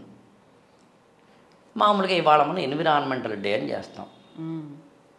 మీరు ఎప్పుడైనా దువ్వెంతో దూకున్నారా? దూకుంటారుగా. దువ్వెని ఎలా కనిపెట్టాడు తెలిసిన మానవుడు, మీరు చెప్తే ఆశ్చర్యపోతారు. గొల్లభామ ఉంటుంది, గ్రాస్ హాపర్ అంటారు ఇంగ్లీష్లో. గొల్లభామ అనేది మిడత కూడా అంటారేమో కొన్ని ఏరియాల్లో. అది నడిచేటప్పుడు ఎలా నడుస్తుందో, చీమ నడిచేటప్పుడు ఎలా నడుస్తుందో, అలా నడకని అర్థం చేసుకున్న ప్రాచీనమైన మానవుడు తలలో ఉన్న పేలు లాంటి వాటిని తీసేందుకు వీలుగా ఉండే ఆ ఆకారాన్ని ఇలా తయారు చేస్తూ దువ్వెన వచ్చింది. స్ట్రా ఉంది కదా, స్ట్రాని సీతాకోక చిలుక తన యొక్క తొండంలా అనిపించే ఒక చిన్న ఇది ఉంటుంది, అది ఓపెన్ చేసి పూలల్లోంచి తీసుకుని తాగుతుంది. అక్కడి నుంచి వచ్చింది. ఉయ్యాలంటే చిన్నప్పుడు మీరు పిల్లల్ని ఉయ్యాల ఆడించారు కదా, అసలు ఉయ్యాల క్రెడిల్ అంటాం కదండి. ఎక్కడ చూసి అనుకుంటున్నారు? వడ్రంగి పెట్టల్లాంటి పక్షులు ఇలాగా, కొన్నేమో పక్షులు ఏం చేస్తాయంటే చెట్ల కొమ్మల్లో పెట్టుకుంటాయి, కొన్ని పక్షులేమో చెట్ల కొమ్మలకి వేలాడుతూ పెట్టుకుంటాయి. చెట్ల కొమ్మలకి వేలాడే కొన్ని పక్షుల గూడులను చూసి మానవుడు ఉయ్యాల తయారు చేసుకున్నాడు. మీరు ఇవన్నీ చెప్తే ఏమవుతుందంటే, అంటే ప్రత్యేకంగా ఓ రోజు వీళ్ళందరూ కూర్చుని అవి చేశారా? కాదు, కొంతకాలంగా అబ్జర్వేషన్ ద్వారా. ఎవ్రీథింగ్ అబ్జర్వేషన్ అండి. మనందరం కూడా అబ్జర్వేషన్ ద్వారా మాత్రమే అడుగులు ముందుకేస్తాం. అసలు మీరు నమ్మరు, మానవుడు ఇలా అనేకమైన తయారు చేసుకున్నాడు. చెప్తూ వెళ్తే మళ్ళీ టైం సరిపోదు. కానీ అందునే human being are science is nothing but nature's copy cat అంటారు.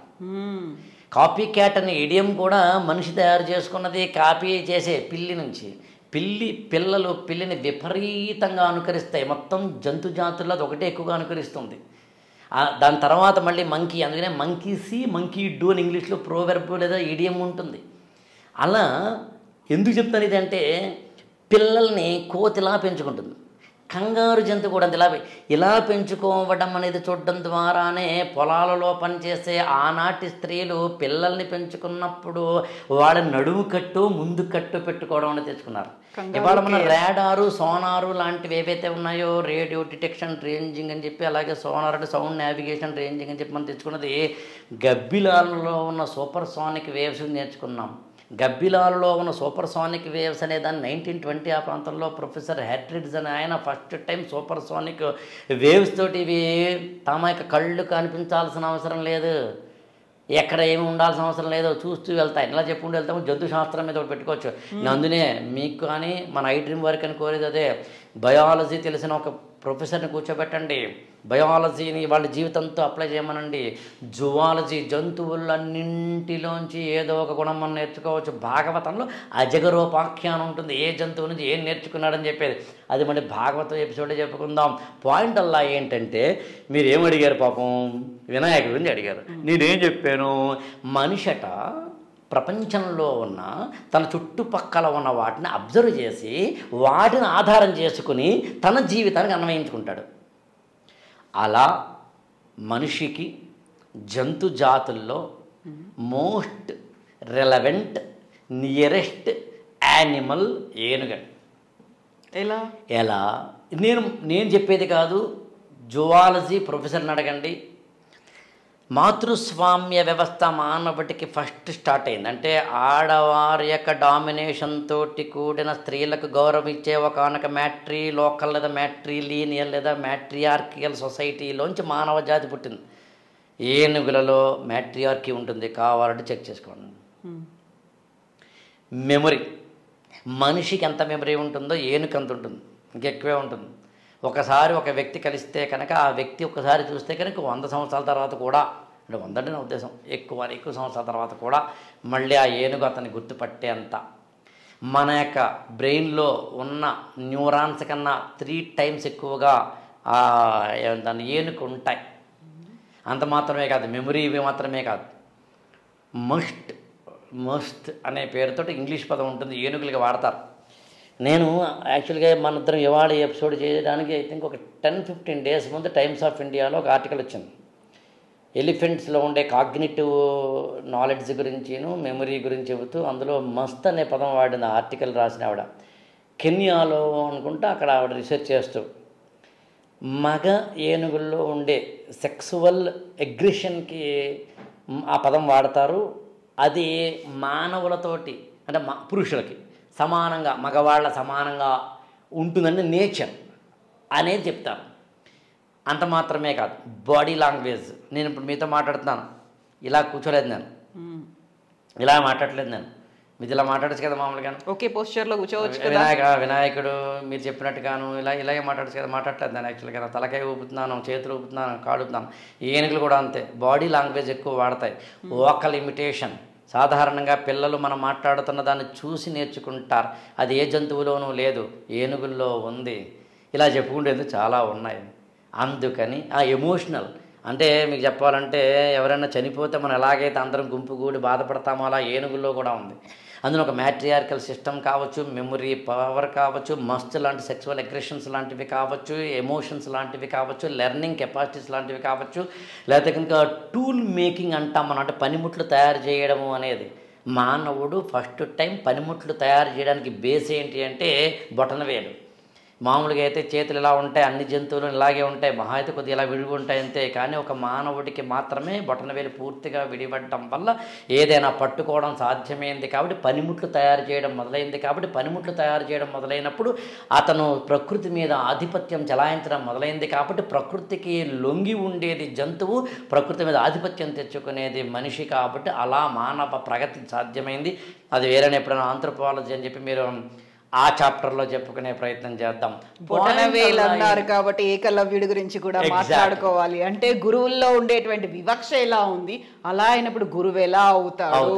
సో అందుకని అలా అనుకున్నప్పుడు ఒక్క మాటలో చెప్పాలి అంటే ఇన్ని రకాలైన వాటిల్లో మనకి టూల్ మేకింగ్ ఏదైతే ఉందో, టూల్ యూటిలైజేషన్ ఏదైతే ఉందో అది మళ్ళీ జంతువుల్లో ఎక్కువగా ఉన్నది ఏనుగు. కాబట్టి ఆ ఏనుగు బాడీ లాంగ్వేజ్ కానీ, బ్రెయిన్ పవర్ కానీ, మెమరీ పవర్ కానీ, ఇంటెలిజెన్స్ కానీ, ఇప్పుడు ఇప్పుడు మనం చెప్పుకున్న ఎమోషన్స్ కానీ, tool making and tool utilization కానీ, ఇన్నింటిలో మనిషికి దగ్గరగా ఉన్నది ఏనుగని ఆనాటి మానవుడు అలా చూశాడు, ఊహించాడు, అర్థం చేసుకున్నాడు. కాబట్టి ఏనుగు శిరస్సుని ఇతనికి అమరిస్తే బాగుంటుందని ఆయన అనుకున్నాడు. దీనికి నేను అంటే ఎంత ఉందా అండి, వాళ్ళకి ఎంత తెలుసునా అండి, వాళ్ళంతా గొప్పవాళ్ళ అనేదానికి గంటల తరబడి కూర్చొని నేను చర్చించగలను తప్ప ఏమీ చేయలేను.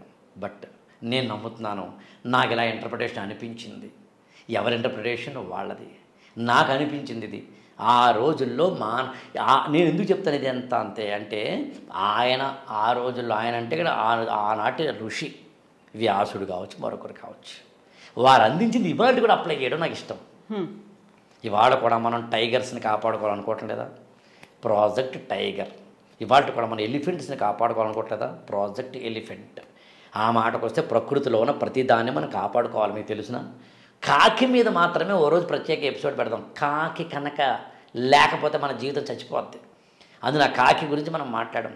రాబందులు ప్రపంచంలో ప్రతి సెప్టెంబర్ మొదటి శనివారం నాడు ఇంటర్నేషనల్ వల్చర్ అవేర్నెస్ డే, అంతర్జాతీయ రాబందుల అవేర్నెస్ అంటే ఏదో వాటి యొక్క దినోత్సవం. స్పారో డే ఉంది. స్పారో మీరు స్పారో గుర్తొచ్చేది కాబట్టి పిచ్చుకలే కదా మీరు అనేది. పిచ్చుకల గురించి చెప్తాను చూడండి. ఇప్పుడు రాబందులు అండి, పిచ్చుకల గురించి చెప్తాను. ముందు రాబందుల గురించి చెప్పనండి. రాబందులు రామాయణంలో జటాయు ఎవరండి? రాబందే కదా. ఆ జటాయు సంపాతి వాళ్ళ నాన్న ఇందాన్ని అనుకోకుండా రెఫర్ చేసిన అనూరుడు. మరి జటాయువు అంటే రాబందుని జటాయువుగా చేసి రామాయణం ఒకసారి చదవండి. జటాయువు సంపాతి రామాయణంలో హెల్పింగ్ నేచర్ తోటి కూడిన పక్షి జాతికి చెందిన వాళ్ళు కనిపిస్తారు. కావాలంటే చూడండి.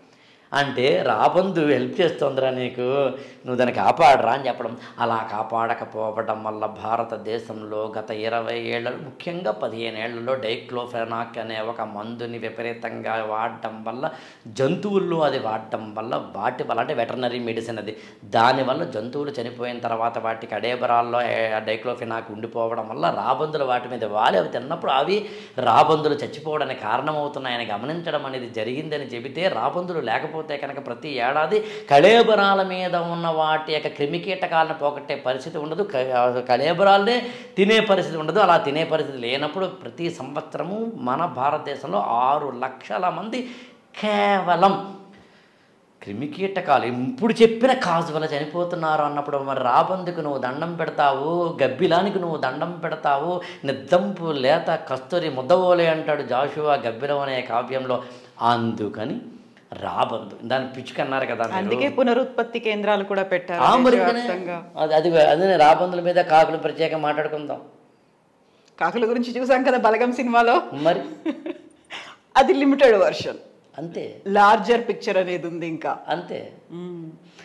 పిచ్చుక అన్నారు కదా, పిచ్చుక 1958లో మావో జెడాంగ్ చైనాలో గ్రేట్ స్పారో క్యాంపెయిన్ అని పెట్టారు. పిచ్చుకలు పంటల్ని అంటే అలా పండిన వెంటనే వచ్చే ఆ ధాన్యాలను తినేస్తున్నాయనేది కంప్లైంట్. దానివల్ల చాలా నష్టం. ఇప్పుడు పంట పండిన తర్వాత తినేస్తే ఎట్లాగా? అందులో పంట పండిన తర్వాత తినకుండా ఉండాలంటే పిచ్చుకలు చంపేయాలని చెప్పి దాదాపుగా 3 ఏళ్ల పాటు పిచ్చుకలు చంపడం అనే ప్రోగ్రామే పెట్టుకున్నారు. గ్రేట్ స్పారో మూమెంట్ దాని పేరు. అలా మొత్తం 3 ఏళ్లలో మొత్తం పిచ్చుకలు లేకుండా చేశారు. అవి ఆకాశంలో అయినా సరే నేలలో అయినా సరే లేకుండా చేశారు. 3 ఏళ్ల తర్వాత 4 ఏళ్ల తర్వాత ఈ పంటలు ఇంకా నాశనం అవ్వడం మొదలుపెట్టినాయి. ఆహార ఉత్పత్తి తగ్గిపోయి దానివల్ల కనీసం 2-3 కోట్ల మంది చనిపోయారు ఒక 2-3 ఏళ్లలో, ఇంకెక్కువ పోనీ. ఎందుకంటే క్రిమికీటకాల వల్ల అసలు వంగడాలు అంటే సీడ్సే పోయి, పంటలే పోయి, ఆ పంటలు పండించిన ధాన్యము పోయి, ఇదంతా పోవడం జరిగింది. ఎందుకంటే ఇంతకాలం క్రిమికీటకాల కంట్రోల్లో ఉన్నాయి. ఎందుకని? పిచ్చుకల వల్ల. అందులో ప్రత్యుత్పత్తికి కూడా మరి పిచ్చుకలు అంటే ఏం చెప్పదొచ్చానండి, ఈ లోకంలో అందరూ కావాలబ్బా, అన్నీ ఉండాలబ్బా, మనుషులే కాదబ్బా, అందరూ మనుషులే అంటాను నేనైతే కనుక. అందరూ కనిపించే ప్రతి జీవరాశిలోను అందులో ఇవాళ మనం ఖచ్చితంగా వైల్డ్ యానిమల్స్ అయినా డొమెస్టిక్ యానిమల్స్ అయినా దేన్నైనా కాపాడుకుంటున్నాం. ఏది ఏమైనా ఒక్క మాటలో చెప్పాలి అంటే చిన్నారి చిట్టెలుకెలా భరించరా లంబోదరా పాపం నీ పెను భారం అన్న ఎలుక నెక్కిన ఏనుగు కథ అయినా చిత్రం కదా అని సిరివెన్నెల సీతారామ శాస్త్రి గారు రాసిన పాటలో సాక్షిగా మీరు ఎలుకను చూసినా బాణ పొట్టను చూసినా అంటే లంబ ఉదరాన్ని చూసినా ఆయన తొండాన్ని చూసినా చిన్ని కళ్ళను చూసినా ఆయన మొత్తం ఆకారాన్ని చూసినా ఆయన విగ్రహ పుష్టిని చూసినా ఆయనకు సంబంధించిన కథల్ని చూసినా ఆ కథల వెనకాల ఉన్న కథనాలని చూసినా ఏదైనా ఆయనకు పెట్టే నైవేద్యాలను చూసినా పత్రిని చూసినా నిమజ్జనాలను చూసినా నిమజ్జనాల వెనకాల ఉన్న ఎన్విరాన్మెంట్ చూసినా ఆ ఎన్విరాన్మెంట్ని కాపాడుకోవాలనే సామాజిక స్పృహ కలగాలని మాత్రం కోరుతూ ఒక్క మాటలో చెప్పాలి అంటే వినాయకుడు అంటే ఇన్ని కథల సారం ఆయన ఉదరంలో ఇన్ని దాచుకున్నాడా అనిపించేంత గొప్ప రహస్యాలు నేను చెప్పినవి. మనకి సిగ్మండ్ ఫ్రాయిడ్ లాంటి వాళ్ళు చెప్పినట్టుగా ఒక ఐస్ బర్గ్ అంటాడు. ఐస్ అంటే ఒక ఐస్ని నీళ్ళలో వేస్తే పైకి ఇంతే కనిపిస్తుంది లోపల ఎంత ఉంటుంది అన్నట్టుగా నేను కేవలం ఇంతే టిప్ ఆఫ్ ద ఐస్బర్గ్ అంటాం కదా, దాన్ని చెప్పడానికి ప్రయత్నించాను. ఇది ప్యూర్గా వివిధ జువాలజీ అని ఆంథ్రపాలజీ అని సోషియాలజీ అని హిస్టరీ అని ఎపిక్స్ అంటే పురాణాలని అంటే మైథాలజీ అని ఇవన్నీ చదివి వాటికి అనుగుణంగా చేసే ప్రయత్నమే తప్ప మరొకటి కాదు. ఆకెళ్ళ గారు, ఇప్పుడు కృష్ణుడి నోట్లో విశ్వాన్ని చూసింది తల్లి, ఇప్పుడు కృష్ణుడి నోట్లో విశ్వాన్ని తల్లి చూసింది. విఘ్నేశ్వరుడి ఉదరంలో కూడా మనం విశ్వాన్ని చూసాం. విశ్వం అంటే కేవలం ఒక భక్తో మనుషులో కాదు. మనం ఇప్పుడు ఏనుగులు ఎలకల గురించి మాట్లాడుకున్నాం, పిచ్చుకలు రాబందుల గురించి మాట్లాడుకున్నాం, ఓవరాల్గా విశ్వం గురించి అంతా మాట్లాడుకుంటే అయినప్పటికీ మనకి బోల్డ్ అని డౌట్స్ ఉన్నాయి. వాటన్నిటి గురించి 360 degreesలో మాట్లాడుకోవాలి, డీకోడింగ్ చేసుకోవాలి, అవి ఇవి అన్నీ మాట్లాడుకోవాలి. సో మనం నెక్స్ట్ ఎపిసోడ్ చేద్దాము, మ్యారేజెస్ మీద మాట్లాడుకుందాం. ఎందుకంటే ఇప్పుడు మీరు స్టార్ట్ చేసిన ఈ ఫస్ట్ ఎపిసోడ్లో శేషంగా మిగిలిపోయాయి, వాటిని కంటిన్యూ చేసుకోవాల్సిన అవసరం అయితే ఉంది. Thank you so much. Decode చేద్దాం, 360 degreesలో మాట్లాడుకుందాం, అవి ఇవి విత్ ఆకెళ్ళని కంటిన్యూ చేద్దాం తప్పనిసరిగా. Thank you so much.